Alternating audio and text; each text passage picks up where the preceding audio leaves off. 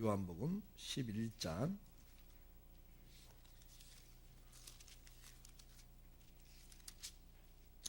40절에서 44절 말씀입니다. 40절부터 44절 말씀까지 우리 함께 봉독하도록 하겠습니다.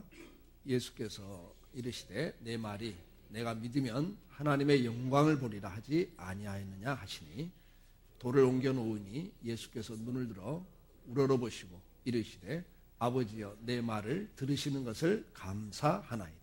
항상 내 말을 들으시는 줄을 내가 알았나이다. 그러나 이 말씀을 하옵는 것은 무리를 위함이니 곧 아버지께서 나를 보내신 것을 그들로 믿게 하려 함이니이다.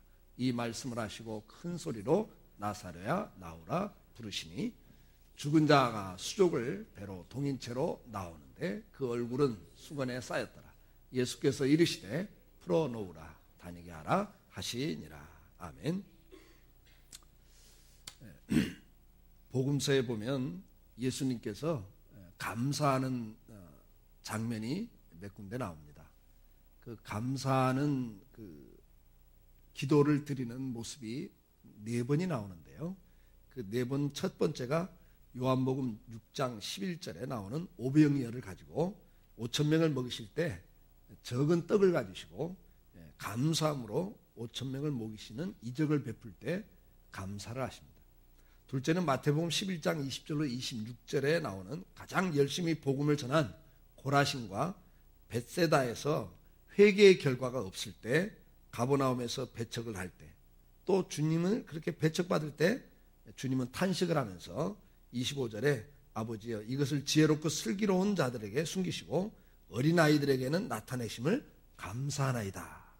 이렇게 정말 열매가 없고 배척을 받을 때 주님이 감사 기도를 드립니다. 또 세 번째는 오늘 본문에 나오는 나사로의 죽음 앞에서 감사를 드립니다. 슬픔이 가득 찬 곳, 원망과 탄식이 있는 그곳에서 주님은 감사를 하셨습니다. 그리고 마지막으로는 누가복음 22장 17절에 나오는 최후의 만찬, 우리가 말하는 주님이 죽음을 앞두시고 잡히시기 전날 밤에 제자들과 함께 떡을 나누시면서 감사를 드리십니다. 그래서 누가복음 22장 17절에 보면 이에 잔을 받으사 감사 기도를 하시고 이르시되 이것을 갖다가 너희끼리 나누라 그렇게 말씀을 합니다. 예수님께서 그 감사를 하시는 그 부분들을 보면 정말 적은 것을 가지고 감사를 해요. 다 불가능하다는 상황에서 감사를 하죠. 또 배척과 열매가 없는 곳에서 감사를 하고 있습니다. 나사로의 죽음 앞에서 슬픔과 좌절과 두려움과 탄식과 원망이 있는 그 앞에서 그분은 감사를 하고 있습니다. 그리고 마지막 당신의 죽음 앞에서 주님은 감사를 하고 있습니다. 다시 말해서 주님의 감사는 감사할 만한 상황 속에서 감사한 게 아니라는 거죠. 우리가 보면 감사할 수 없는 상황에서 주님은 감사를 하고 있습니다. 그러면 어떻게 그런 감사를 주님께서 하시는가? 오늘 본문을 통하여 보면 그 주님의 감사의 특징을 볼 수가 있습니다. 우리는 지난주에 그 감사의 훈련을 받자라는 큰 주제의 말씀을 나눴습니다. 생각이 바뀌면 행동이 바뀌고 행동이 바뀌면 그것이 습관이 되고 그것이 습관이 인격을 만든다. 그 사람의 삶을 만든다고 말씀을 드렸습니다. 그런 측면에서 우리는 훈련이 필요하다고 말씀을 드렸죠. 그러나 그 훈련을 이야기하면서 그 앞에 중요한 게 뭐죠? 생각의 전환이 중요하다고 말씀을 드렸습니다. 관점의 차이입니다. 어떤 걸 보느냐에 따라서 사람이 바뀌는 게 아니라 그것을 어떻게 보느냐가 사람을 바꿉니다. 지난번도 말씀드렸습니다만 일반인과 지도자의 차이는 관점의 차이라. 또 지도자 가운데서도 좀 더 특별한 지도와 일반 지도자의 차이는 관점의 차이다. 클린턴 교수는 그렇게 이야기를 했습니다. 어떻게 보느냐가 인생을 바꿉니다. 똑같은 상황에서도 어떻게 보느냐가 그 사람의 생각, 그 생각의 차이가 그 사람의 삶의 차이를 결정짓습니다. 오늘 본문에 나오는 예수님의 모습은 바로 그렇습니다. 나사로가 죽었습니다. 평소에 예수님과 친밀한 관계를 가지고 있던 나사로가 죽었습니다. 그가 죽었다는 비보를 들으신 주님께서는 베다니 동네를 찾아가 나사로의 누이 동생들을 만나게 됩니다. 그러나 이미 죽은 지 나흘이 되는 그런 시점이었습니다. 나사로의 시체가 부패해서 냄새가 나는 그와 같은 상황이었습니다. 이러한 상황에서 사람들이 보인 반응은 다 똑같습니다. 상식적인 반응을 보이고 있습니다. 첫째가 뭐죠? 죽음 앞에서 슬픔을 가지고 있습니다. 다 그 누이 동생들이, 그 주변 사람들이 슬퍼하고 있습니다. 그리고 가장인 오빠가 죽은 그 상황 속에서 두 누이 동생들은 앞으로 살아갈 삶에 대한 걱정과 두려움 속에 떨고 있습니다. 요즘 시대도 뭐 그렇습니다만은 요즘 시대는 그래도 괜찮은 시대예요. 여성들이 살기에 괜찮은 시대죠. 그러나 이 예수님 시대에 남자가 죽었다. 집안에 있는 그 가장, 부모는 이미 돌아가시고 없고 오빠가 가장인데 그 가장이 죽었다. 그러면 그 집은 무너지는 거예요. 그 시대 여성들이 할 수 있는 일이 별로 없거든요. 정말 과부와 고아가 극빈자의 대표적이었거든요. 가장인 오빠가 죽어버린 이 상황에서 마르다와 마리아는 그 오빠를 잃어버린 슬픔도 있지만은 앞으로 살아갈 일에 대한 막막함, 두려움, 근심과 걱정이 가득 차 있습니다. 뿐만 아니라 예수님이 오셨을 때 나타나는 반응은 선생님이 조금 일찍 오셨더라면, 선생님이 여기 계셨더라면 오빠가 죽지 않았을 텐데 라고 하는, 그래서 선생님이 빨리 오지 않은 것에 대한 야속함이 섞인 원망이 거기에 있었습니다. 그리고 부활신앙을 가지고 있었지만은 지금 살려주실 것이라는 믿음이 없는 불신앙의 모습이 거기에는 있습니다. 죽음 앞에 이런 다양한 모습들이 나타납니다. 그리고 주변 사람들은 예수가 안진뱅이도 일으켰는데 이 사람은 살릴 수 없는가? 그러면서 오히려 비아냥거리는 조롱이 거기에는 있었습니다. 슬픈 사건 속에, 어려운 상황 속에서 사람들에게 나오는 반응은 대체로 비슷합니다. 슬픔과 두려움과 염려와 걱정들, 그리고 원망과 비난들, 그리고 조롱이 보편적으로 슬픔과 어려운 일을 당할 때 사람들과 그 주변 사람들에게 나타나는 반응들입니다. 대부분 똑같은 반응들을 보이고 삽니다. 마리아와 마르다는 슬픔에 잠겨 있었고 땅을 보고, 무덤을 보고, 시체를 바라보고 있었습니다. 땅을 보고, 세상을 보고, 사람을 보면 절망과 좌절과 한숨밖에는 없는 겁니다. 주님은 이러한 현실 속에서 오늘 본문에 보면 일반 사람들과는 전혀 다른 반응을 보이십니다. 모습을 보여주고 있습니다. 그것이 뭐죠? 감사를 하고 있는 겁니다. 주님은 도저히 감사할 수 없는 상황 속에서 감사를 하고 계십니다. 주님이 감사하는 모습을 보면 그가 먼저 하늘을 우러러 봅니다. 하늘을 우러러 봅니다. 사람들은 현실을 봅니다. 과학적인 면과 실제적인 면을 보고 있습니다. 그러나 주님은 하늘을 우러러 보고 있습니다. 눈을 들어 하늘을 우러보면서 하나님께 감사의 기도를 그분은 하고 계시는 겁니다. 감사합니다. 어떻게 죽음 앞에서, 슬픔 앞에서, 좌절과 절망과 두려움 앞에서, 원망과 비방 앞에서, 조롱 앞에서 어떻게 감사할 수 있을까요? 관점의 차이입니다. 사람들은 눈에 보이는 현실을 봅니다. 상황을 봅니다. 나타난 결과를 봅니다. 그러나 주님은 항상 하늘을 우러러 봅니다. 다시 말하면 하나님을 봅니다. 하나님을 바라볼 때 거기에 소망이 있습니다. 거기에 기쁨이 있습니다. 거기에 기적이 있고 영원한 것이 있습니다.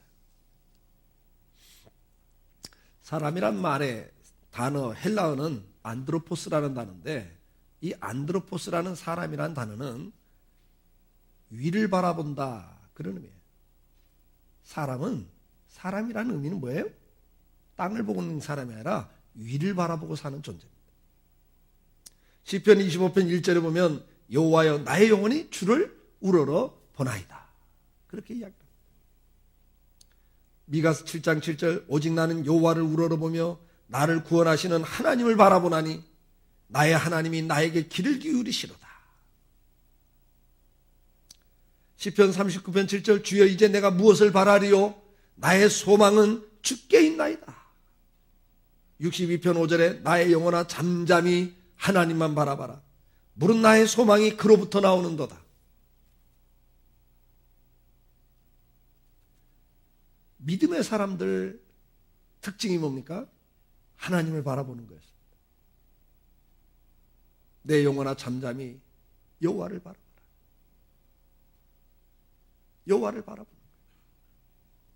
성도들은 주님을 바라보았습니다. 주님께 소망을 두었습니다. 그 결과 그들은 어떤 상황 속에서도 승리하며 감사하며 살 수가 있었습니다. 일본의 유명한 신학자 우찌무라 간조라는 신학자는 이런 글을 남겼습니다. 만일 하나님이 인간을 저주하신다면 그것은 질병이나 실패나 배신이나 죽음으로 저주하는 것이 아니라 오히려 하나님이 계심이 믿어지지 않는 불신앙으로 감사하는 마음이 생기지 않는 메마른 마음으로 저주하실 것이다. 그렇게 이야기를 했습니다. 저주가 뭐냐? 하나님이 믿어지지 않는 것, 감사가 없는 메마른 마음, 그게 저주다. 질병이 저주가 아니라는 거예요. 가난이 저주가 아니라는 거예요. 질병 속에서도 하나님을 바라볼 수 있다면 그 사람은 축복인 겁니다. 가난 때문에 주님을 바라볼 수 있다면 그 사람은 축복인 거예요. 부유함 때문에 하나님을 잃어버리고 믿어지지 않는다면 그게 저주죠. 웃지마라 간조의 이야기는 그런 의미입니다. 풍성한 생활을 하면서도 항상 우울한 마음으로 우울증에 시달리는 사람들, 불평과 원망으로 살아가는 사람들이 우리 주변에는 너무나 많습니다. 그러나 가난한 가운데 또는 환난 가운데서도 하나님께 감사하는 마음을 고백하고 사는 성도들도 우리 주변에는 참 많이 있습니다. 누가 복받은 사람입니까? 위를 바라보고 사는 사람들이 복을 받은 사람들입니다. 우리는 이러한 사람들을 성경에서 너무나 많이 만나보게 됩니다. 여러분 그 유명한 하박국 선지자가 그런 사람이죠. 나라가 멸망해 갑니다. 유다 땅에서 활동을 하는 선지자 가운데 한 분인데 나라가 망할 때 활동했던 선지자 아닙니까? 그는 하나님 앞에서 항의하는 선지자로 유명합니다. 유다가 멸망해 갈 무렵 유다를 괴롭히던 나라는 바벨론입니다. 이 바벨론은 선민 이스라엘이 보기에는 정말 악랄하고 불의한 민족이었습니다. 약탈과 살육을 일삼는 이 민족 바벨론은 하나님께 분명히 불의한 나라고 악한 나라인데 왜 하나님께서 저런 악한 나라, 불의한 나라를 점점 더 강하게 하시고 점점 더 번성하게 하시고 그냥 놔두시는가?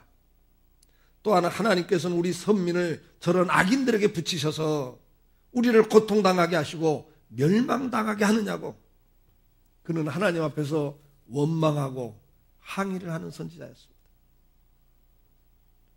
우리가 봐도 그렇잖아요. 주변에 악인들이 더 형통할 때가 너무나 많습니다. 말씀대로 살려고 의롭게 살려고 하는 사람이 더 어려움을 당하는 경우가 많이 있습니다. 그럴 때 항의가 나오죠. 하박국도 그렇게 항의를 했습니다. 그때 하박국에게 하나님이 응답하신 내용이 뭐였습니까? 야, 네가 보는 것처럼 그렇지 않다. 너희들이 보기에는 내가 불의한 사람들, 악한 자들을 잘 살고 잘 되게 하는 것 같지만 언젠가는 저들이 나로 인하여 심판을 당하게 된다. 일시적으로 너희가 고통을 당한다고 노여하거나 슬퍼하지 마라. 네가 본 일은 때가 되면 이루어진다. 끝날은 반드시 찾아온다. 빨리 오지는 않더라 할지라도 기다려라. 기어이 하나님의 심판의 날은 온다. 그렇기 때문에 의인은 믿음으로 사는 거다. 하박국에 주셨던 응답이었습니다. 시편 40편 5절에 시편 기자는 그래서 이렇게 고백합니다. 내 영혼아, 네가 어찌하여 낙심하여 어찌하여 내 속에서 불안하여 하는가. 너는 하나님께 소망을 두라. 그가 나타나 도우심으로 말미암아 네가 여전히 하나님을 찬송하리로다. 시편 기자는 자기 속에 자기 영혼이 떨고 있는 걸 봤어요. 두려움 속에 떨고 있는 걸 봤어요. 자기 영혼을 향해서 말합니다. 내 영혼아, 네가 어찌하여 내 속에서 그렇게 두려워하고 떨고 있냐? 너 지금 하나님께 소망을 두고 하나님을 바라봐라. 그러면 하나님이 나타나 너를 도와주셔서 네가 여전히 찬송할 것이다. 오늘 우리가 살 수 있는 것은 바로 하나님을 향한 믿음입니다. 시편 146편 5절 야곱의 하나님을 자기의 도움으로 삼으며 여호와 자기 하나님에게 자기 소망을 두는 자는 뭐가 있도다? 복이 있도다. 그렇게 말씀합니다. 사랑하는 성도 여러분, 오늘 우리가 믿음으로 산다는 것은 다른 게 아니에요. 관점의 차이입니다. 나사로의 무덤 앞에 있던 사람들은 다 무덤을 봅니다. 그 속에서 썩어져 가고 있는 그 시체를 보고 있습니다. 거기에는 슬픔과 절망과 두려움밖에 없습니다. 그리고 예수님을 만날 때 빨리 오지 않아서 이렇게 됐습니다라는 원망과 불평밖에는 나오지 않습니다. 주변 사람들은 조롱합니다. 아니, 안진뱅이도 일으키던 예수 여기까지 오셨네. 저 죽은 썩어서 냄새나는 저 시체가 살릴 수 있나? 불신앙으로 조롱하고 있습니다. 이게 현실을 보는 사람들의 반응인 거예요. 오늘 저와 여러분도 세상을 살아가면서 이런 반응을 보일 때가 참 많이 있습니다. 눈앞에 보이는 현실 상황, 어떤 결과를 보면서 우리도 낙심하죠. 좌절하죠. 어느 때는 슬퍼하죠. 그걸로 끝납니까? 어느 때는 왜 이래야 됩니까? 왜 이렇게 하셔야 됩니까? 원망, 불평이 있죠. 주변에 조롱들도 있습니다. 네가 믿는 하나님 어디 있냐? 야, 하나님이 계신다면 어떻게 그럴 수 있니? 주변 사람만 조롱합니까? 내 속에서도 내 영혼도 조롱하고 있습니다. 욥이 고난을 당할 때 욥의 부인이 당신 믿는 하나님 어디 있냐고. 그게 옆에 사람만의 이야기가 아니면 어느 때는 내 영혼이 내 속에서 그 이야기를 해요. 하나님 어디 있어? 하나님 계시다면 어떻게 이럴 수 있어? 조롱이 있죠. 그때 예수님은 하늘을 울어보셨습니다. 그리고 감사를 하십니다.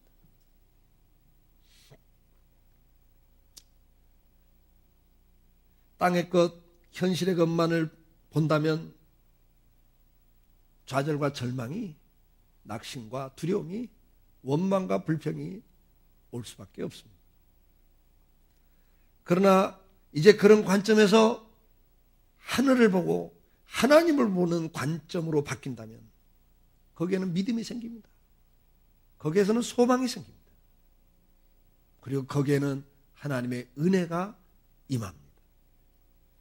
믿음이 감사를 만들어냅니다. 하나님께 소망을 두는 자들은 감사가 있습니다. 하박국 선지자는 결국은 어떻게 고백합니까? 원망과 불평을 하던 하박국 선지자가 하나님의 응답을 받고 그가 다시 기도를 합니다. 고백을 합니다.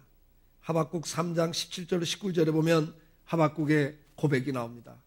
비록 무화과 나무가 무성하지 못하며 포도나무에 열매가 없으며 감람나무에 소출이 없으며 밭에 먹을 것이 없으며 우리의 양이 없으며 외양간에 소가 없을지라도 이렇게 이야기합니다. 첫 마디가 뭐죠? 비록 무엇이 없을지라도. 중요한 단어예요. 비록 무엇이 없을지라도. 그러면서 18절에 뭐라고 말합니까? 무엇이 없을지라도 나는 누구로 말미암아? 여호와로 말미암아 즐거워하며 나의 구원의 하나님으로 말미암아 기뻐하리로다. 19절에 뭐라고 말합니까? 같이 읽어볼까요? 주 여호와는 나의 힘이시라. 나의 발을 사슴과 같게 하사 나를 나의 높은 곳으로 다니게 하시리로다. 이 노래는 지혜하는 사람을 위하여 내 수금에 맞춘 것입니다. 피로로 시작을 해요. 피로. 마지막이 뭐죠? 무엇 없을지라도. 그 다음에 뭐죠? 나는 감사하리라. 기뻐하리라. 이것이 우리의 신앙입니다. 다시 기억하세요. 이번 주는 이 단어를 기억하시면 좋겠습니다. 피로이라는 단어. 피로. 무엇이 없을지라도. 그럼에도 불구하고 나는 뭐하리라? 하나님으로 인하여 기뻐하리라. 감사하리라. 믿음으로 보는 사람들에게는 하나님이 보입니다. 그리고 그들에게 나오는 결론은 감사였습니다. 환난 날에도 감사하고 있습니다. 하박국은 말합니다. 아무것도 없다고 말합니다. 하박국은 불평과 원망을 하던 사람이었는데 그 원망과 불평이 사라졌습니다. 그리고 환난 자체를 두려워하지 않고 감사하고 있습니다. 원래는 하박국이 굉장히 두려워했습니다. 하박국 3장 16절에 보면 내가 들었으므로 내 창자가 흔들렸고 그 목소리로 말미암아 내 입술이 떨렸도다. 무리가 우리를 치러 올라오는 환난 날을 내가 기다림으로 썩이는 것이 내 뼈에 들어왔으며 내 몸은 내 처에서 떨리는도다. 전쟁의 소식을 들으면서 이제 나라가 망한다는 소식을 들으면서 그가 어떻게 했다고요? 두려움에 떨었다. 창자가 다 흔들렸다 그랬어요. 뼈가 썩었다 그랬어요. 스트레스를 엄청나게 받았다는 얘기죠. 뼈가 썩었다. 그러던 하박국이 결국은 뭐예요? 그 두려움 가운데서 이제는 그 두려움이 변해서 뭐가 됐어요? 기쁨이 됐다. 고백을 하고. 에스겔서 2장 6절에 보면 인자야 너는 비록 가시와 찔레와 함께 있으며 정갈 가운데 거주할지라도 그들을 두려워하지 말라. 그들의 말을 두려워하지 말지어다. 그들은 패역한 족속이라도 그 말을 두려워하지 말며 그 얼굴을 무서워하지 말지어다. 지금 가시와 찔레 가운데 있는 거예요. 조금만 움직이면 찔려요. 정갈과 함께 있어요. 잘못하면 정갈에게 찔려서 죽어요. 그런 위기와 두려움 속에 있는 거예요. 그런데도 뭐라고 그래요? 주님이 무서워하지 마요. 두려워하지 마요. 초대교회 시대에도 수많은 성도들이 순교를 당했죠. 로마 박해를 받으면서 죽어가는 한 그리스도인이 마지막 유언을 남기라는 말할 때 그는 이렇게 고백을 합니다. 나는 핍박을 받으면서 사실 두려워했습니다. 혹 나의 약함 때문에 하나님을 배반하지 않을까. 그러나 이제 나는 하나님께 감사합니다. 내가 주님을 부인하지 않고 깨끗하게 살다가 깨끗하게 죽을 수 있기 때문입니다. 이제 나는 주님의 품으로 갑니다. 여러분에게도 그리스도의 사랑이 있기를. 샬롬. 그리고 죽었어요. 성도는 핍박 속에서 죽으면서도 내가 깨끗하게 죽을 수 있도록 은혜를 주신 주님 앞에 감사를 하고 여러분들에게도 그 그리스도의 사랑이 함께하기를 축복하며 죽었단 말이에요. 위대한 신앙은 죽음을 눈앞에 두고 감사하는 겁니다. 죽음 앞에서도 감사할 수 있는 것은 평상시에 그가 하나님을 바라볼 때 그런 감사하는 생활을 가질 때 이루어집니다. 하박국의 감사는 아무것도 없는 가운데 감사하고 있습니다. 하박국서에 보니까 6가지가 없잖아요. 무화과나무 열매가 없어요. 포도나무 열매가 없어요. 감람나무 소출이 없어요. 밭에 식물이 없어요. 우리의 양이 없고 외양간에 소가 없어요. 6가지가 없어요. 이 6가지가 다 의미가 있잖아요. 무화과나무는요, 음식 가운데 하나예요. 평소에 먹는 과일 가운데 하나라고요. 무화과는. 포도나무는 포도주를 만드는 거예요. 음료라고요. 유럽에는 와인, 맥주 이런 걸 많이 마시는 이유가 물에 석회질이거든요. 그냥 물을 마시면 몸에 병이 나거든요. 그래서 증류를 시키거나 이런 발효를 시켜서 먹는 것이 발달되어 있다고요. 그들에게 그건 음료라고요. 감람나무는 뭐죠? 기름을 짜는 거예요. 밭에 소출이 없다는 건 식량이 없는 거잖아요. 주식이 없는 거예요. 양이 없어요. 옷을 만드는 거예요. 소가 없어요. 일할 수 있는 도구예요. 거기다가 양과 소는 제사를 드리는 제물이에요. 이스라엘 사람들에게는 굉장히 중요한 동물이에요. 다시 말하면 하나님께 제사 드릴 것도 없다는 거예요. 바벨론의 침공으로 인해서 의식주가 다 없어진 거예요. 말 그대로 의식이 다 없어졌어요. 의복과 음식이 다 없어진 거예요.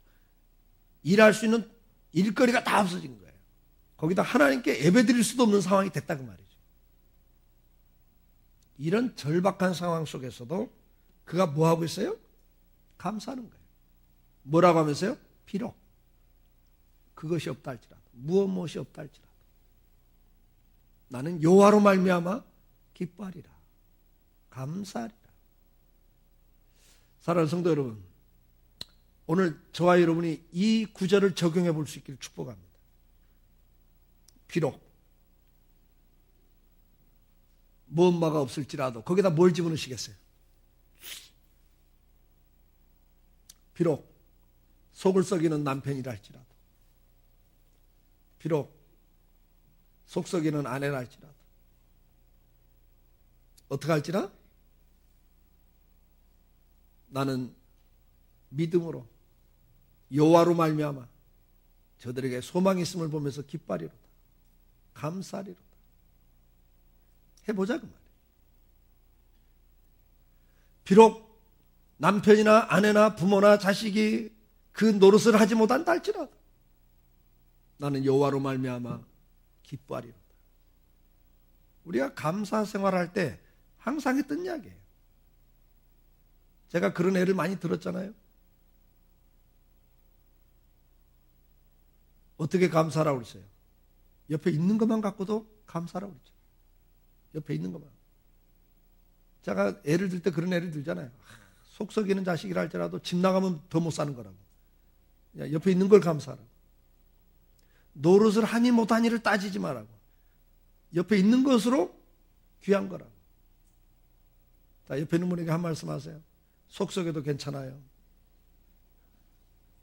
또 한 번 하세요. 무슨 노릇 못해도 괜찮아요. 남편 노릇, 아내 노릇 못해도 괜찮아요.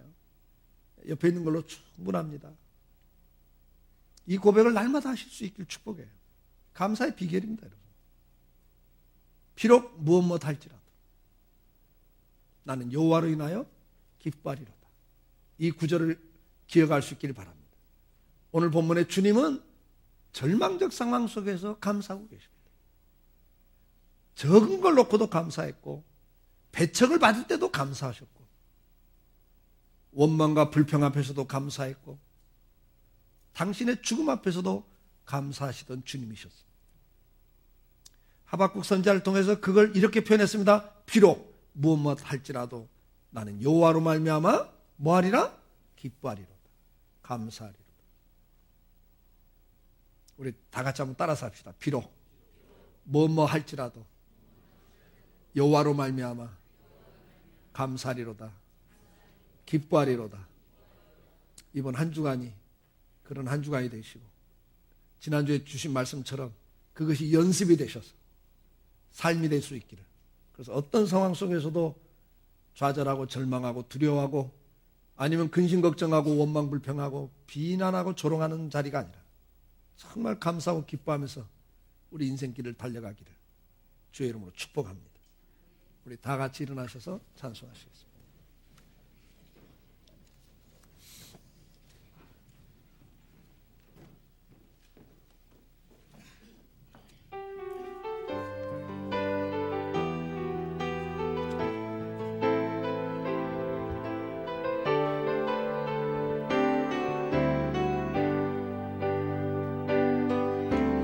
안에 거하라 나는 내 하나님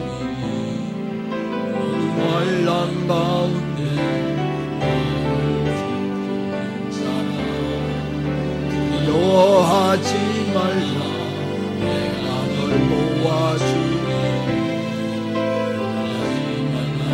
내가 놓아봐주리라. 내가 너를 진정하여 불렀나니 너는 내 것이라. 너의 하나님이라. 내가 너를 몸에 놓고 존귀하게 여기노라. 너를 사랑하는 내 여호와라. 이제는 우리 주 예수 그리스도의 은혜와 아버지 하나님의 그 무한하신 사랑하심과 성령님의 감화감동 역사 인도하심이